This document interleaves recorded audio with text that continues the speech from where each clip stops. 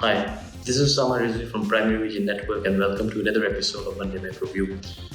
Before we step into the new year, I'm trying to touch upon somewhat of bigger picture topics, right? So for today, I thought it's very important and relevant and significant that we go through what is happening in the emerging markets, the developing countries, the poor countries, the middle income countries. And what's happening there will have a profound effect uh, on the global economy, and also would shape many factors that await us in 2023. So let's dig in.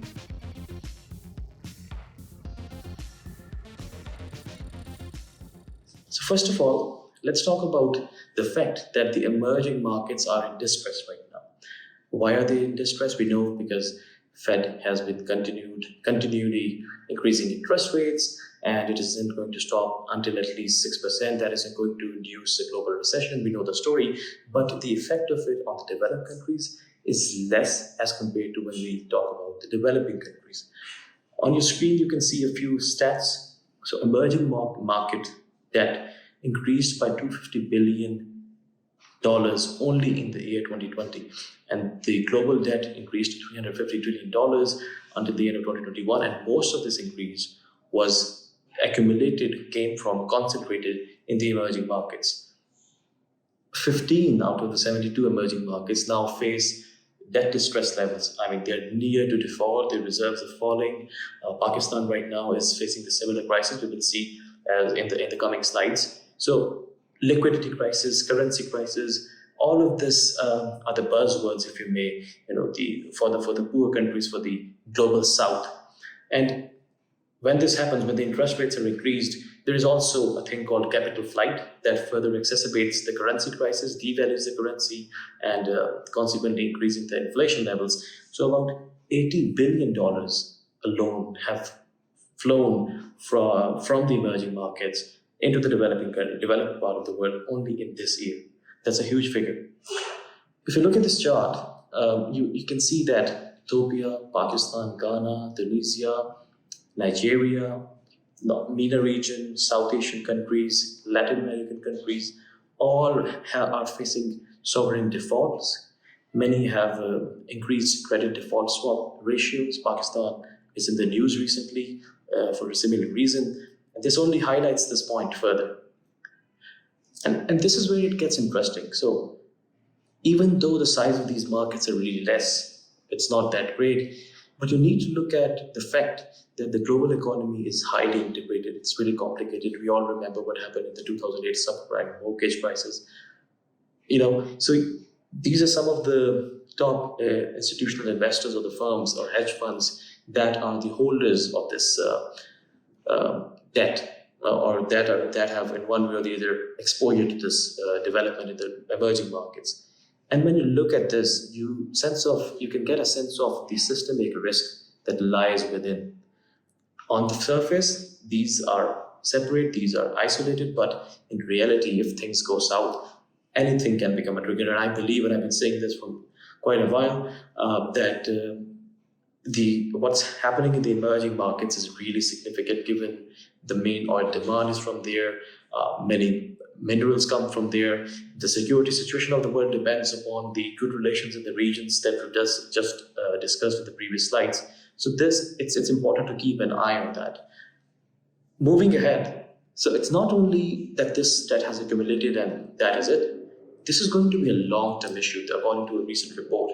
You can see on your screens, and it says that the developing world faces a $2.5 trillion debt shock. So how are they going to pay this debt back when the cost of debt servicing continues to increase? According to a World Bank report, debt servicing costs are at its highest since the 2000s. That is something, and the interest rates, let's recall, have not stopped rising. They will continue to rise.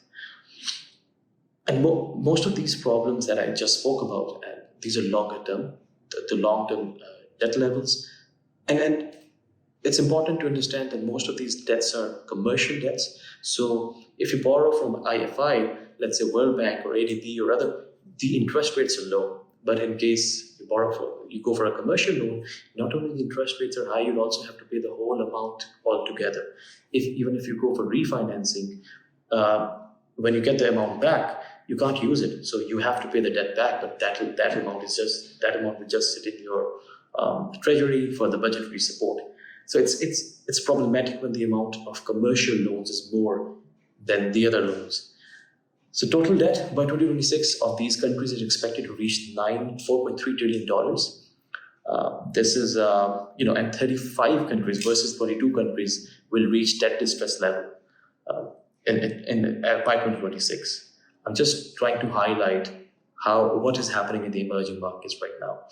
And there was another report, according to the International Development Authority of the World Bank, that only in 2022, around $62 billion of debt servicing will be required to be done by the developing part of the world.